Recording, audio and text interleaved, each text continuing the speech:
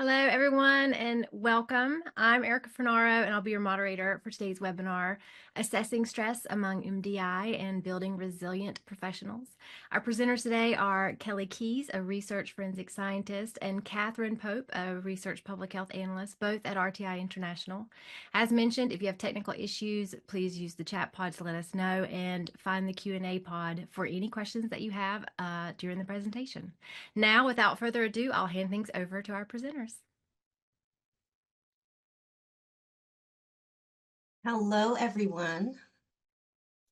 Good morning, everybody. Good afternoon, morning, evening, I guess, depending on where you're joining us from. Thanks for being here. And welcome to our presentation about building resilient medical legal death investigation professionals. So I want to just start by saying when we talk about medical legal death investigation professionals, we mean all of those working in death investigation, even those kind of doing work alongside of us, including but not limited to investigators, admin staff, autopsy techs, forensic pathologists, toxicologists, even those doing next of kin interviews for overdose fatality review teams.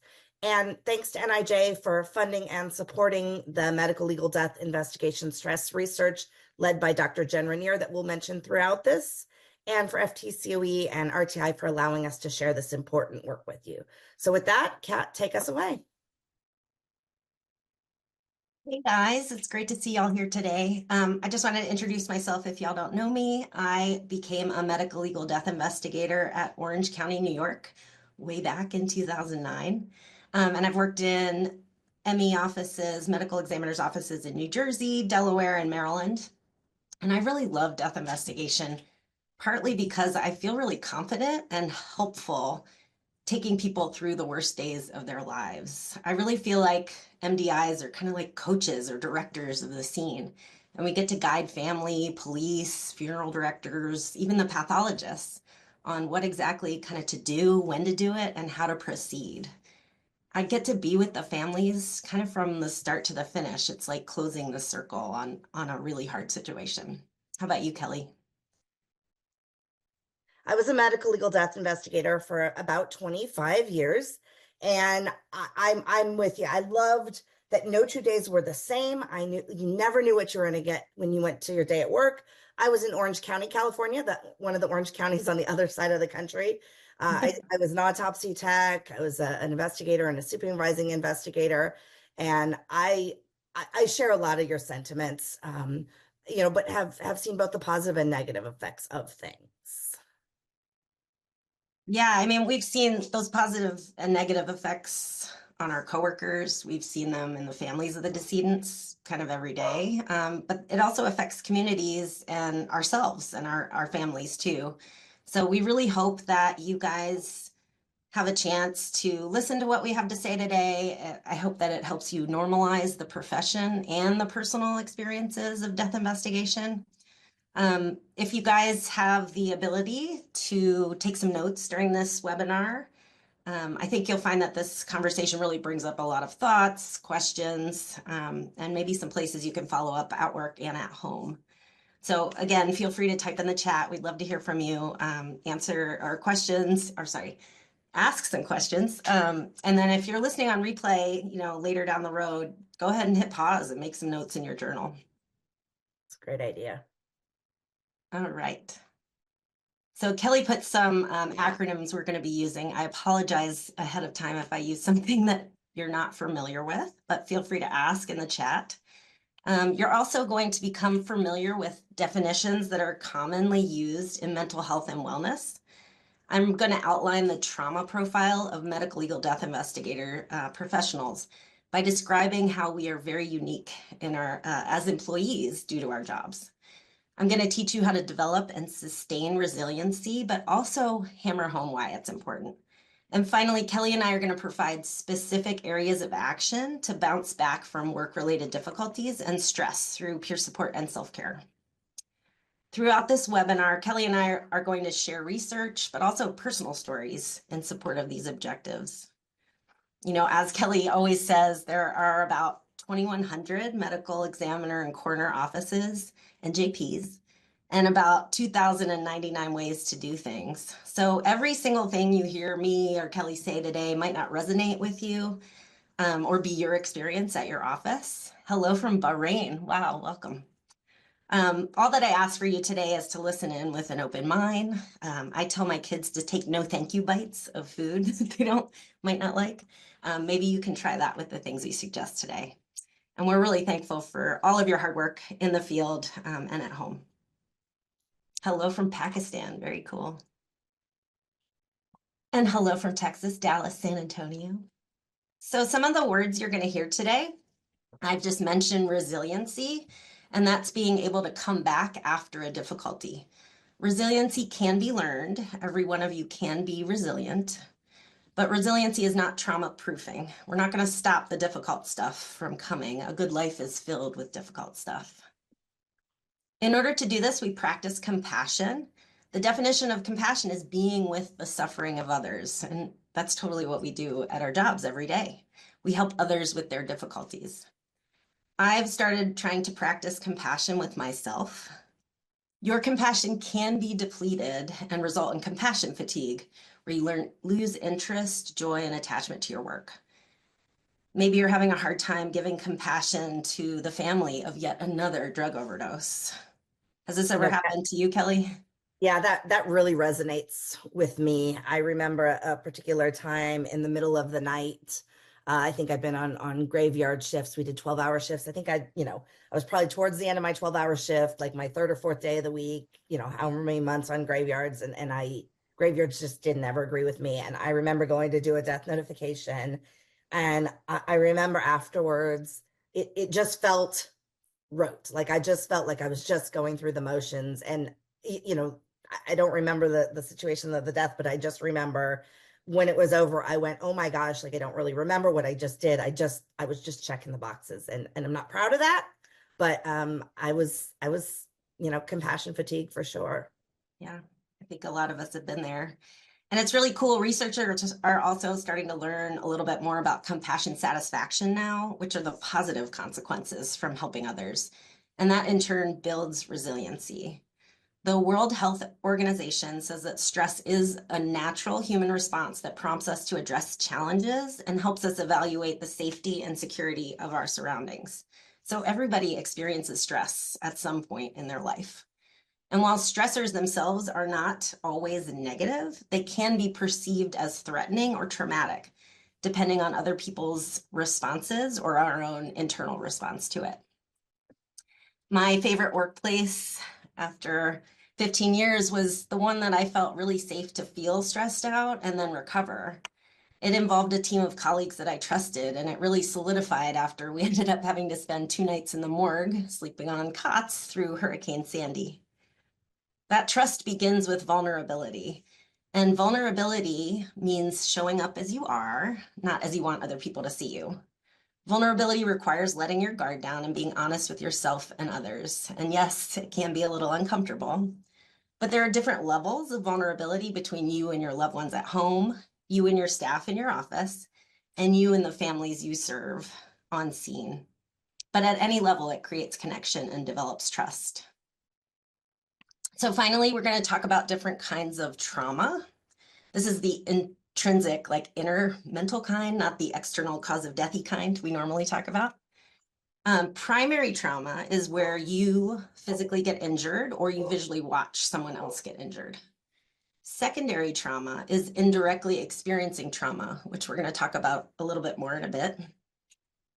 Secondary trauma and compassion fatigue can lead to burnout, which I think many of us have experienced. And vicarious trauma is when the traumatic experiences add up and result in a shifting of your worldview. A prolonged exposure to trauma may result in post-traumatic stress disorder or PTSD symptoms. So to really understand MDI's experiences and support their health and well-being, in 2021, a study team led by an organizational psychologist identified a need to conduct research that was informed by the medical legal death investigation professionals to understand the full breadth and scope of the stressors that aren't being experienced. This NIJ-funded study was the first of its kind to examine the breadth and scope of routine exposure to stressful and traumatic events and outcomes in the medical legal death investigation field. And to do so, RTI team partnered with ABMDI and IACME to ensure that there was a lot of the community represented in developing this study. So as far as the results, it likely comes as no surprise that being in the medical legal death investigation profession is stressful. I know, shocker, right?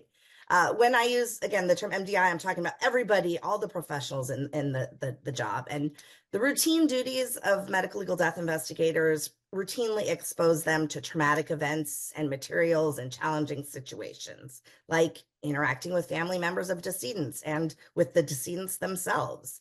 Accordingly, the limited research that had previously been done on work-related stress had been focused on outcomes like PTSD, anxiety, and depression. But other stressors in this workforce remained understudied. We know from research in policing and other high-stress occupations that less extreme but chronic stressors, like those related to workplace practices and cultures, are shown to impact stress and health in the long term just as much. These are things like a lack of organizational support and difficulty with supervisors and peers. Next slide, Kat. So for phase one, invitations and reminder messages went out to ABMDI IAC members to get them to take the survey. And it was fielded between April and August of 2021 with almost 1,300 responses from around the country. And this was a great response, really highlighting how important the topic was to these folks. We weren't able to provide any sort of payment or incentive. And so people just really wanted to share and be heard. And it shows that this community wanted their voices to be heard. Next slide. So as far as the survey results, you can see the top stressors reported by respondents here. We asked about both organizational stressors, which are stressors internal to the agency or the work environment, and operational stressors, which are stress inherent to the tasks required for the job. Across all of those, the 5 listed here are the greatest stressors. Stress related to dealing with family members of decedents was one of the hardest parts of the job. This is one of the most challenging aspects and was related to 3 out of 5 top job-specific stressors. The specific challenges related to dealing with family members were when a family member is angry or aggressive, when a family member is inconsolable or extremely distressed. And I remember a death notification that certainly stands out to me. It was one of my first 20-something years ago. And then when doing the death notifications in general. Kat, do you have a similar story? I just remember this woman just going, mommy, mommy, mommy, and rocking after she was notified of her husband's death. Yeah, they're all not easy, but I think calling them out specifically, how they're a little bit different, like inconsolable versus distressed versus violent. I know I experienced that. I don't know if anybody else has. Yeah, we had one of my colleagues got stabbed in the neck with a pen. So, and then secondly, the next stressor, nearly half of respondents reported that the lack of understanding from political stakeholders and community leaders was stressful. Respondents reported fatigue as a top operational stressor related specifically to the nature of the job. Certainly the hours are different and unpredictable, and a lot of death investigators have to work multiple jobs because of either short hours or short pay. And then MDI professionals reported that staff shortages were a top stressor internal to their organization, which made work more stressful in multiple ways. As caseloads went up with the opioid epidemic, we saw that staff just didn't stretch so far. And finally, related to the earlier stressor fatigue, over half of respondents reported working more than 24 hours in a row to complete work assignments as a major stressor. Yeah, for sure. Next. The study looked at health outcomes as well. When we asked people about their symptoms related to sleep issues, burnout, depression, anxiety, and PTSD, we found that among these health issues, sleep problems were the worst, with the majority of respondents saying they regularly have poor sleep. So next slide. Sure. And I'm going to pass it over to you, since we did talk a little bit about PTSD, Kat. I'm going to put a link to the to that study in the chat. Why don't I put it in there for you, and you can. Oh, thanks. Awesome. Thanks. So speaking of PTSD, which was included in the results, if you are unfamiliar, the American Psychiatric Association's Diagnosis Manual of Mental Health Disorders, which is known as the DSM, requires 8 criteria met in order to be formally diagnosed with PTSD. So the most current DSM now actually includes indirect exposure to trauma in the course of your professional duties. So I'm including these criteria, not for you guys to write them all down right now. Feel free to take a screenshot if you want, but I want them to act as a check engine light for you and your colleagues. I was actually handed a PTSD diagnosis about 5 years ago. I was so burned out. I thought I was crushing it in my career, and I was very much on the struggle bus. All I had was this handful of negative coping mechanisms. I didn't know how to be purposeful or positive anymore. And I found myself drinking more than I wanted. I was hyper vigilant. I had totally lost all interest in normal extracurriculars and a couple more symptoms on this list. I never did have nightmares though, because I was barely sleeping, but celebrate the small wins. And, my doctor at that time actually told me to look for another job. And I wasn't going to do that. This was my career, this was my profession. So I started looking everywhere to join a community of forensic practitioners that were talking about mental health and wellness. I had convinced myself I was the only forensic professional out there struggling with negative thoughts and too much alcohol use. I really thought I could carry the weight of the job on my shoulders. How many of you have heard or told yourself, I signed up for this, didn't I? I was really ashamed to have those feelings because my cases and, their families, those were the victims, not me. So when the job made me crazy, sad, drunk, tired, maybe I wasn't cut out for it. I mean, one of my coworkers even told me, suck it up, Buttercup. But you know what? The more I talk about this, my experiences, the more I realize I'm not alone in this. The more I learn about these definitions, terms, ongoing research by people like RTI, the stronger and more resilient I become. So the survey and the survey started before I was working at RTI, and I came over just as the results were coming on, and I was amazed how seen I felt. I think that was really what this took away, because one of the questions we asked, an open-ended question at the end of the survey, what is it you'd like us to know? And really the research reflected a lot of what you just talked about, Kat. For this section, people just they freely answered questions, took as much time as they wanted, and the top 5 categories of stressors that they discussed in these open-ended responses you can see here: a lack of management and coworker support, lack of understanding of what work entails from the government or other entities, an inadequate staffing or other resources, a lack of mental health support. Again, this was done in 2021. I think we've come a little bit further. And then being underpaid certainly was another one. So it's funny, there are no dead people on that list, Yeah.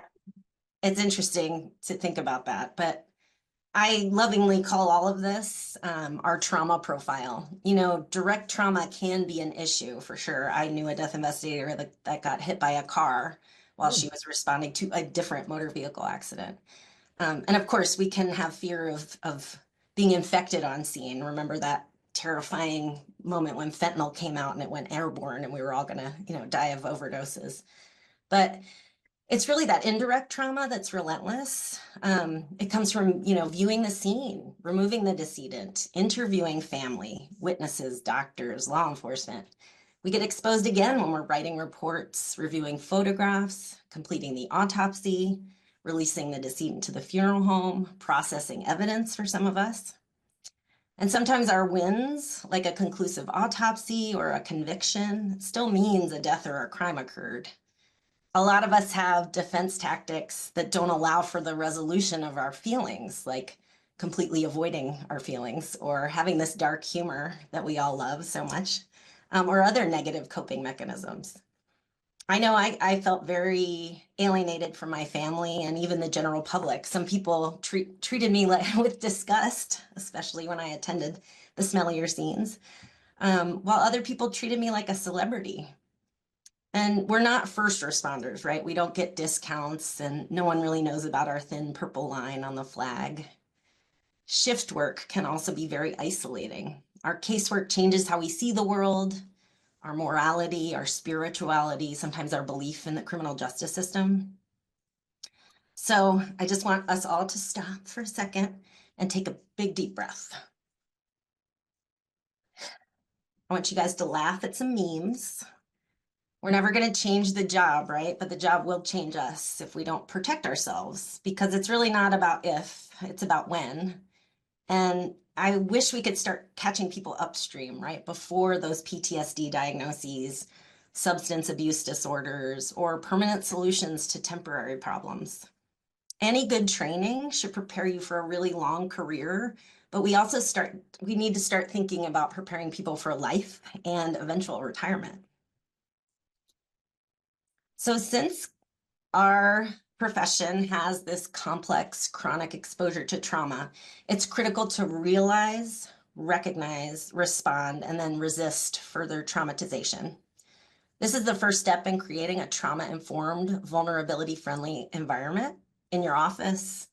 No matter how many people you have on staff, this is possible. You can surround yourself with staff and colleagues who act in this manner, and it's an excellent way to care for yourself. Kat, I mean, I had a lot of things in my career that I was proud of. I had some, great wins and solves and unidentifieds and things. But one of probably my proudest moment when I was a supervisor was when we created a culture where it was okay in our office to talk about these things. We were fortunate as part of the sheriff's department to have a peer support counselor full-time on staff with the department. And we got to a point where my staff were comfortable enough coming up to me and saying like, hey, I'm going to go talk to her this afternoon, or, hey, I need to be away from my desk for an hour so I can go and talk to her. And when we got to the point where people would just come up and say like, I'm having a rough day, I'm going to go talk to her, that really is one of the proudest moments of my life, is that we normalized it to that point. That's amazing. So I was raised by two first responders. My dad was a DC firefighter paramedic, and my mom was an ER nurse. And I had that typical first responder upbringing.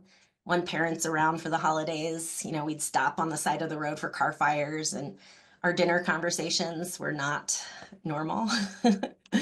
But the only thing that wasn't up for discussion during that time was our feelings. We never talked about how my mom missing Christmas impacted the family, or what it felt like when my dad came home in bandages. My childhood really revolved around sacrifice, service, strength, and motivation. And I still bring these values to my own family and my professional life. But there was some trouble when I thought I had to just be this tough guy, who would answer all the calls, lift all the heavy dead bodies, curse, spit, drink all the whiskey, never complain. So I get if you're out there and talking about your feelings openly might not come naturally to you, but I just want to be here and tell you that it doesn't make you weak or less than. Whatever identity you grew up with, it's not rigid, and changing little parts of that doesn't change you as a whole. You can totally start to incorporate little bits of this as you become more comfortable. And trust me, you can still speak openly with vulnerability and compassion and be a competent forensic investigator. Do you have a similar story, Kelly? I do. My dad was in the military, and so we moved every couple of years, and I cannot remember a single time, gosh, honestly, even to today, discussing feelings. It just wasn't something you discussed, and so I don't know that I learned to deal with them. It was just how you did, and I don't know that that's if that's how I got here, but it was not a comfortable thing. So I've really had to learn a lot. Definitely. Yeah, and you can. Yeah. So let's kind of turn the corner, Kat, about what we can do about all of this. And I'll talk about the study. So for phase 2 of the MDI stress study, this was the impact portion. We looked at involvement with MDI Align, which is an app specifically designed for the medical legal death investigation community, focusing on mindfulness and wellness. It was created with input from practitioners with different kinds of contents. It has videos from practitioners. It has tips like those focused on some of the key stressors noted in the survey, like sleep tips. 55 participants participated in this, answering daily questions. They also did weekly assessments about their stressors.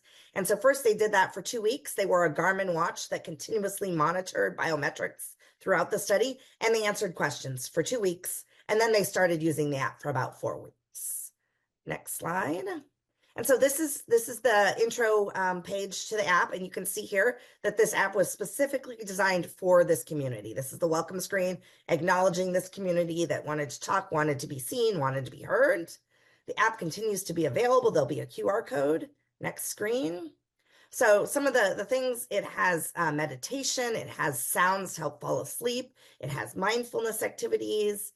And for the study, participants guided their own experience by deciding what content resonated with them and what they wanted to do. All we asked was that they engaged with some content each and every day. So the app, again, totally tailored to the MDI experience, such as recognizing that the work schedule isn't an 8 to 5 type schedule, and that your workday doesn't automatically reset at midnight. I remember when I got my first Fitbit, it was really hard for me. I was working graveyards, and I worked from like 6 p.m. to 6 a.m. And I never knew how many steps I got during work because it always reset at midnight. So this app doesn't reset. You get to tell it your hours. And then it has topics that MDIs deal with, like being on call and those broken sleep patterns. Next slide. So the questions that were asked in the surveys that the participants took came from the most common stressors that we saw in phase 1. Fatigue was the most common thing that they reported throughout the survey as well. And that was present in over half of the responses and identified by all but one person.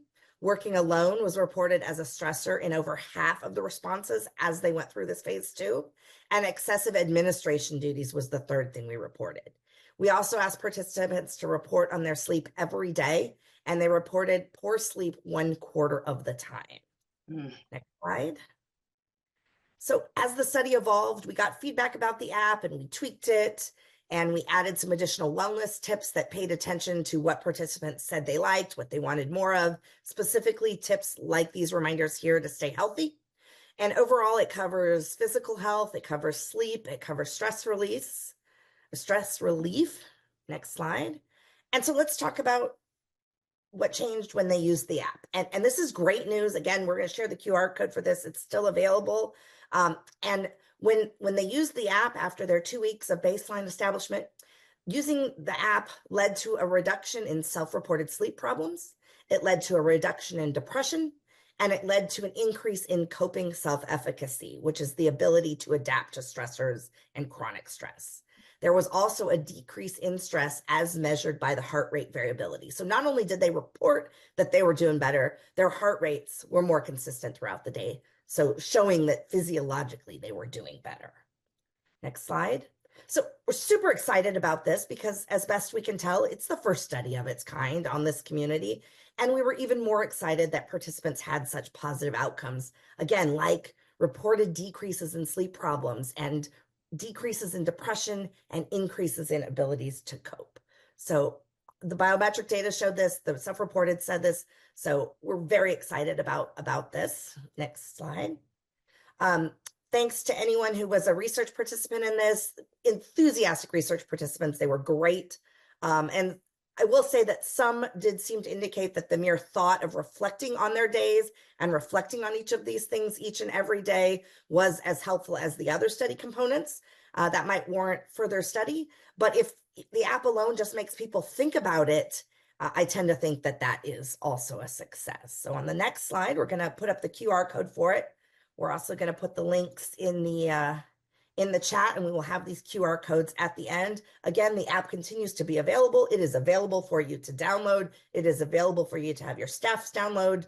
And we hope that you can find it as useful to, better outcomes in your days as well.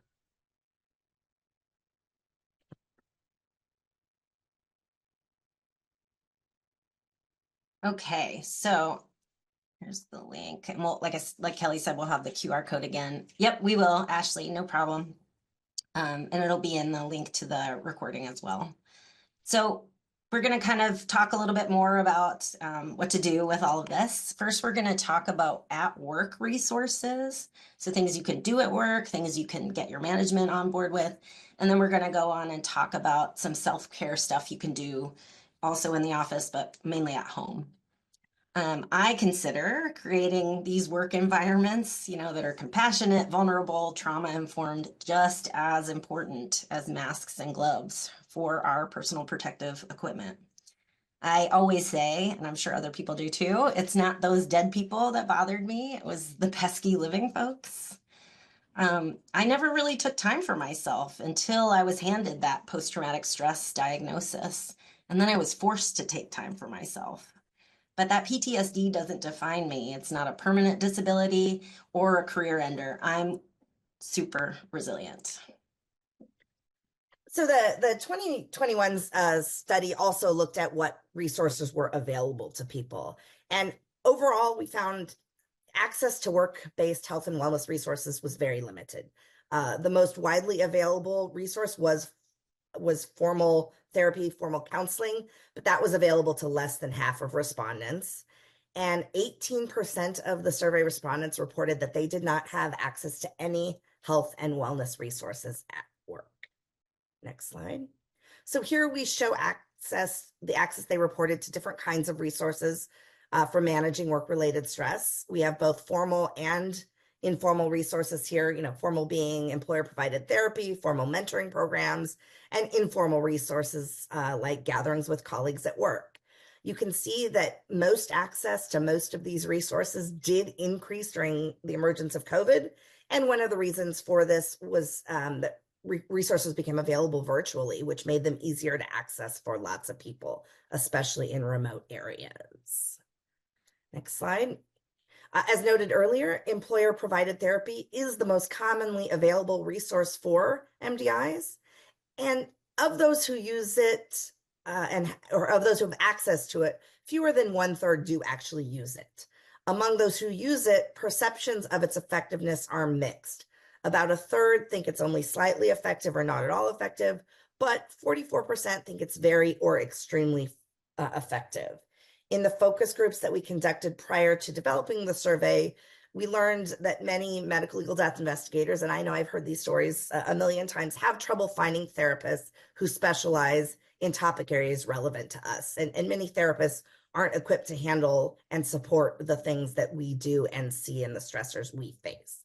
And this may explain why relatively few use this benefit and why some don't perceive it as helpful. Yeah, raise your hand if you made your EAP therapist cry. Terrible.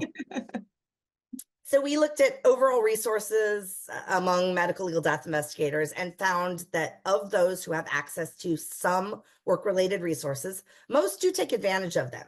59% use some of the available resources and 23% use all available resources. So kudos to those using everything. And here we're showing which supports were viewed as most effective.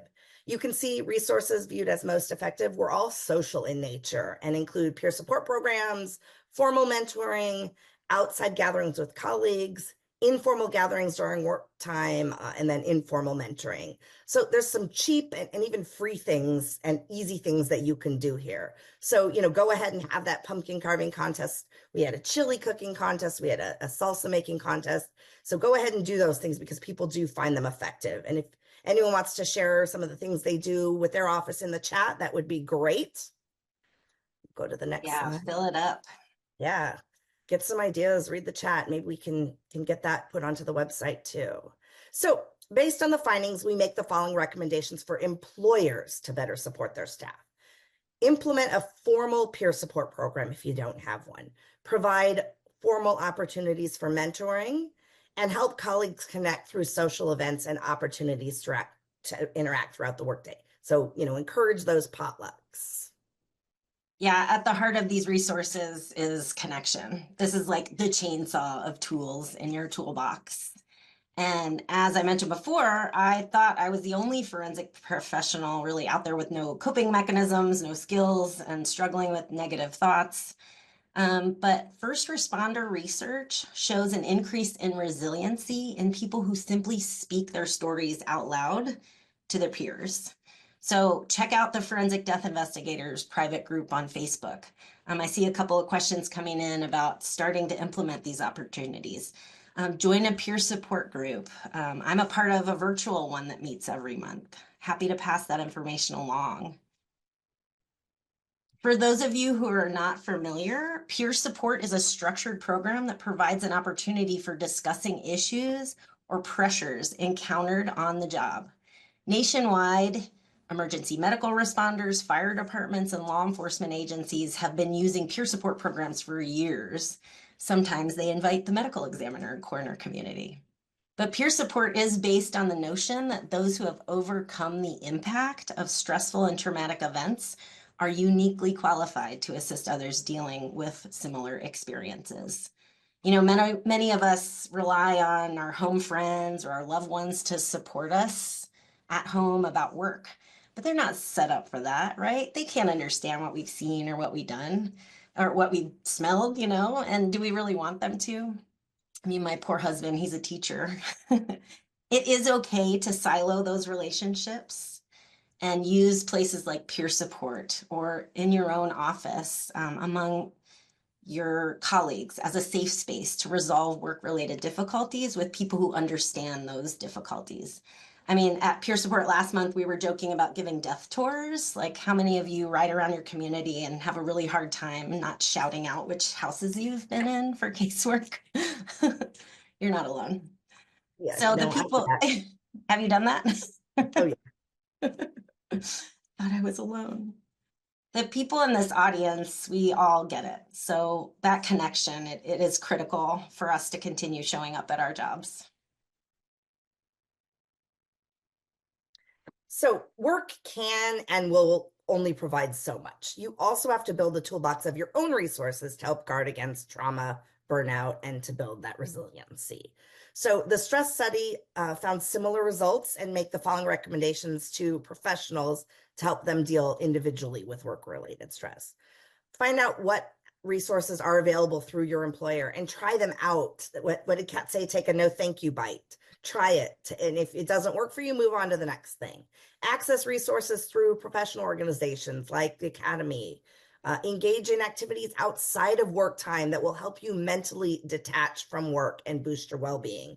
This would be hobbies, physical exercise, dedicated family time. And do keep in mind, if you need help or know somebody that needs help, SAMHSA has a hotline that's staffed as often as we are, 24/7, 365 in English and Spanish, that you can reach out for help for yourself and for somebody else that you know. One of the big self-care tools I use is journaling. And if you want to make it sound kind of metal, you can call it mindful decontamination. I made that up. So when my kids are getting ready for bed, every night or as much as I can, I purge the funk out of my brain into a journal. And there's actually scientific research that shows writing every day not only supports healing, but it increases gratitude and patience, which we could all use. And it also makes room for creativity and joy. Sometimes these days I'm just writing about my son's birthday party menu, but sometimes I'm still writing about Keisha Hamilton, the woman whose skeletal remains I recovered from a shallow grave in the woods on a beautiful winter day back in 2018. It can be really easy to get caught up in the moment or a memory of a specific case. And back in the day, I had to journal a lot. And soon I was looking forward to that time. And when a bad moment came along in my day, I was able to kind of tell myself, okay, not now, brain. We're going to deal with this a little bit later during mindful decontamination time. And, I still have negative thoughts, right? All humans do. But when you allow them to exist, they're not as vicious as they seem. You can get them out and move forward. Good sleep, as we've kind of hammered in on this webinar, really helps you recover and resolve all those icky parts of your shift. In a recent study about sleeplessness and how it affects function, 78% of the participants had less desire to help others when sleep deprived. So if you've been out all night without a break, you will likely feel less compassion to your families.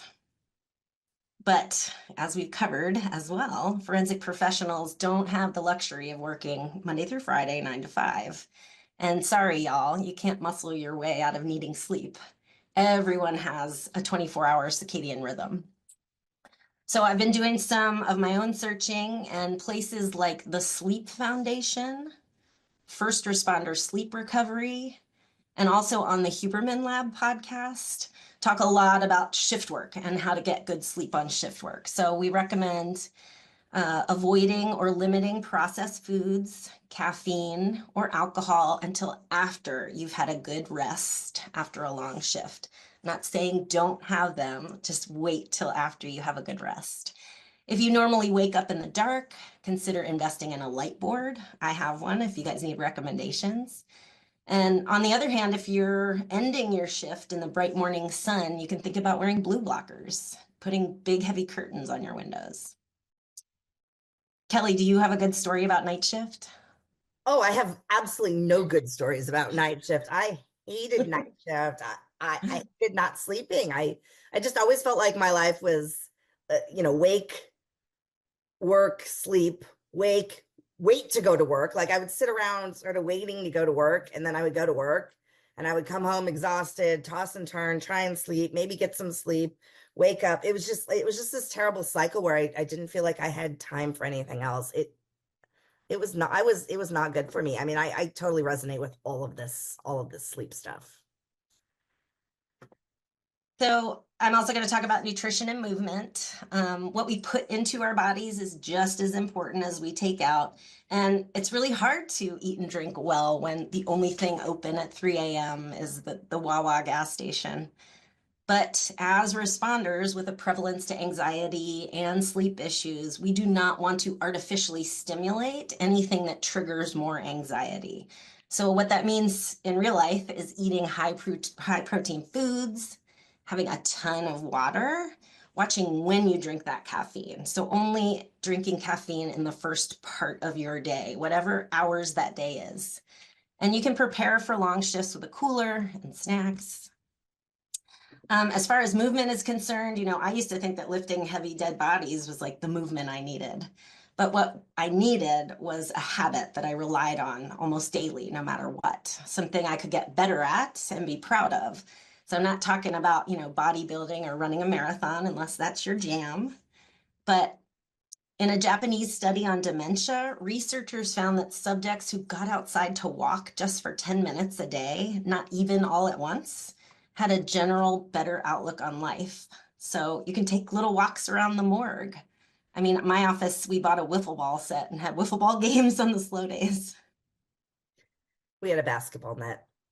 Nice. We all experience moments of stress or anxiety.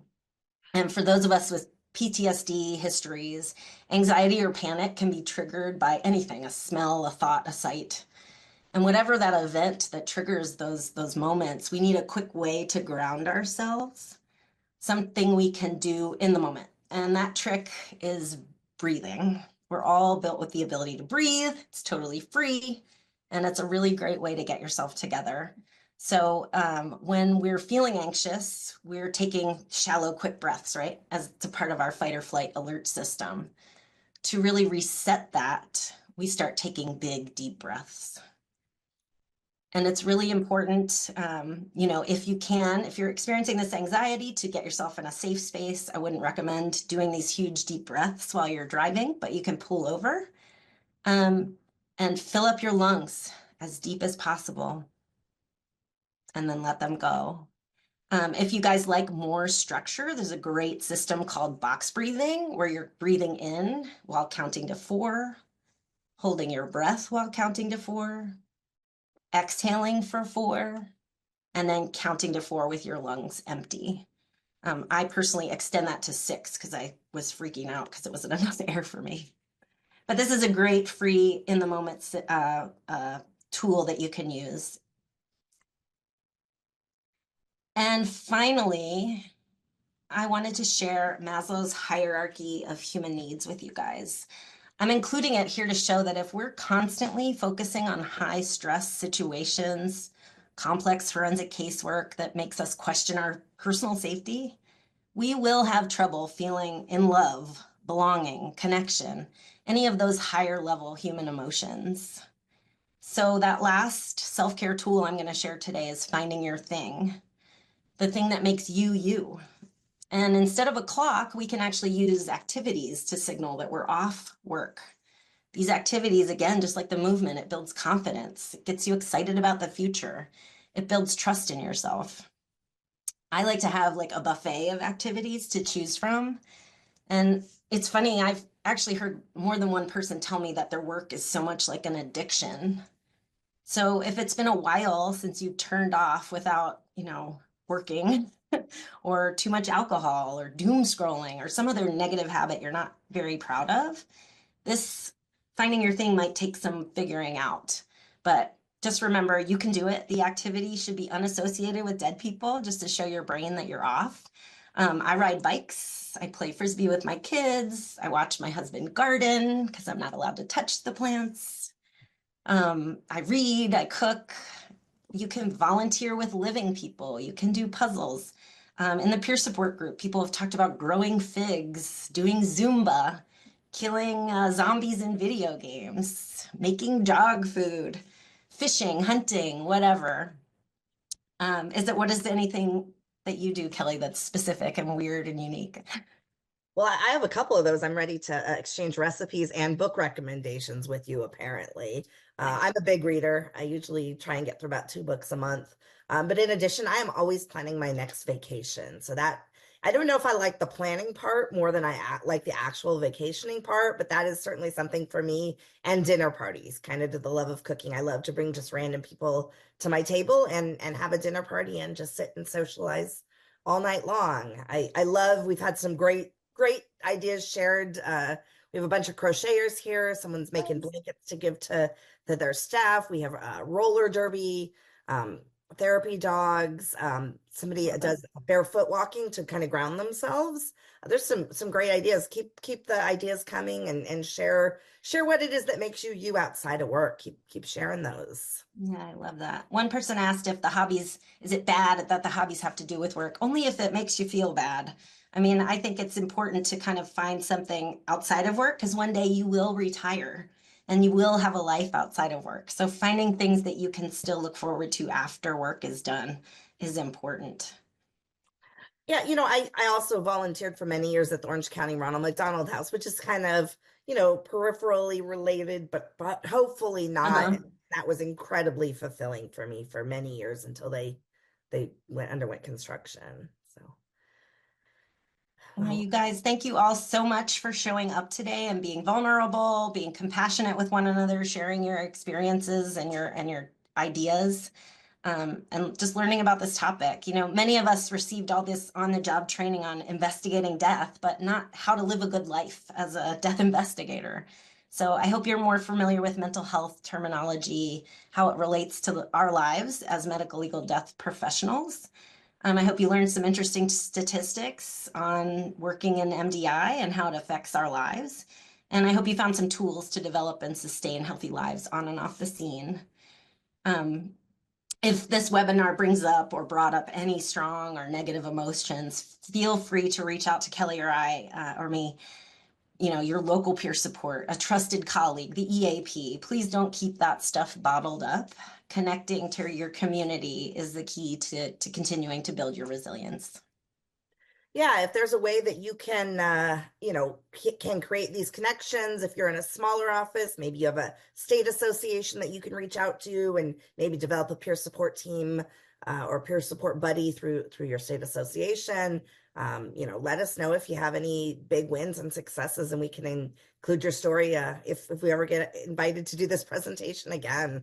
So thanks everybody for being here. I think we have some time for questions. Yes. In the chat pod. Yes, we do have some questions rolling in, and great, absolutely wonderful presentation, Kat and Kelly. Such great stuff. Definitely needed just as much as all of the other technical things that we talk about. So our first one that rolled in is I work in and for a small agency. How can I start to implement these opportunities? And I'll just read them out, and you guys we'll just kind of discussion and answer them. Yeah, sure. I think Kelly and I have worked she worked at one agency that was fairly large, right, Kelly? Yeah. And I've worked in both a large and a smaller agency and as a contractor. So I've seen various different situations, but at the heart of that are people who are working there. So as long as you have someone to bounce those ideas off of, to talk to throw a ball with, or draw or crochet with, that is a great way to start to implement those opportunities. And then starting to connect virtually is also a great option. We have, Zoom now, we have Teams, we have all these wonderful ways to connect with people that are in the world doing the same job. So if you don't feel like you can start something at your agency, then look outside. Yeah, Kat, I think, we can look to our colleagues, not exactly the same, but a lot of law enforcement agencies have peer support. Fire departments have peer support. Our peer support team was part of our law enforcement. And as soon as they realized our role within that, and recognized that we weren't there to, answer their questions and counsel them, but for the same reason, that was really helpful. I mentioned state associations, neighboring organizations, the various professional organizations. If you attend their conferences, the NAME conference, you can meet people. IAC Meet conference, meet people. IAC Meet has monthly chat sessions where you can meet people or just connect with people. A lot of the state associations, there's so many conferences. You can go to the St. Louis conference and meet a phone a friend. There's a lot of opportunities. The costume contest, that doesn't have to be just your office. I know in Texas of an office that the whole county does the costume contest. So I think these social things can extend outside your office. We had for our chili contest and salsa contest, we had people from the crime lab come and do the judging to kind of make those connections with them, invited them to come eat chili. Yeah, great question though. And Kat, we actually had one come in as a follow-up to some of your part of the presentation. Do you feel like it was validating to actually get a PTSD diagnosis? Can you speak on that some more? Oh yeah, sure. Thanks for asking, Sarah.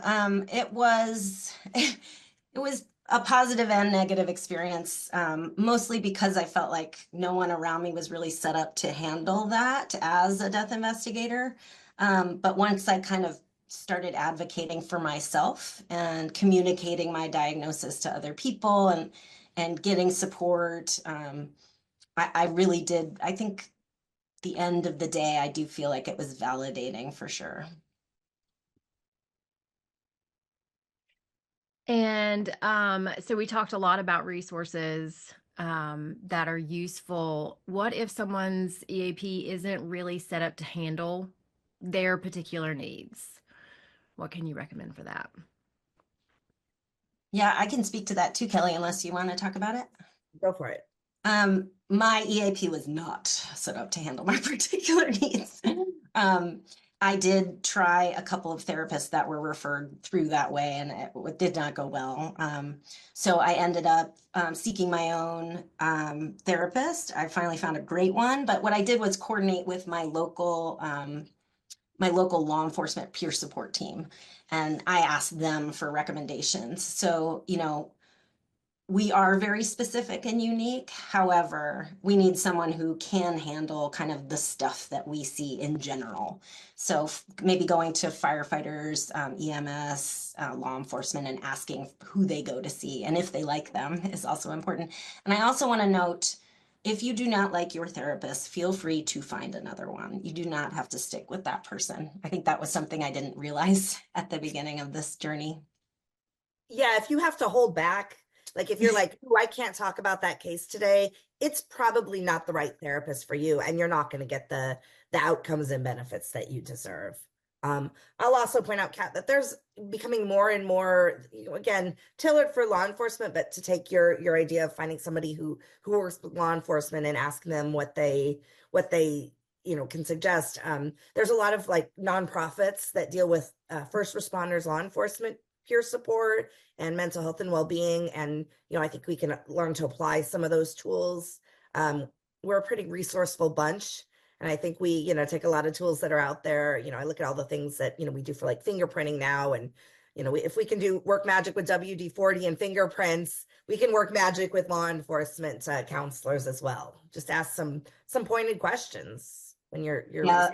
There's a community, I'm glad you mentioned that. There's a community group around where I live called Behind the Line, and they're just therapists who work with first and last responders, and they're fabulous. And I would also recommend checking out the First Responders conferences. This is a traveling conference that offers two or 3 day conferences, and on their shield includes coroner. So we are very welcome to those conferences. And it's not just mental health topics. They also talk about like financial health, how not to rely solely on your overtime money, how to prepare for retirement. They talk about, nutrition, all kinds of wellness topics, and they're fabulous, and they go all around the country. The one in Maryland is in next month.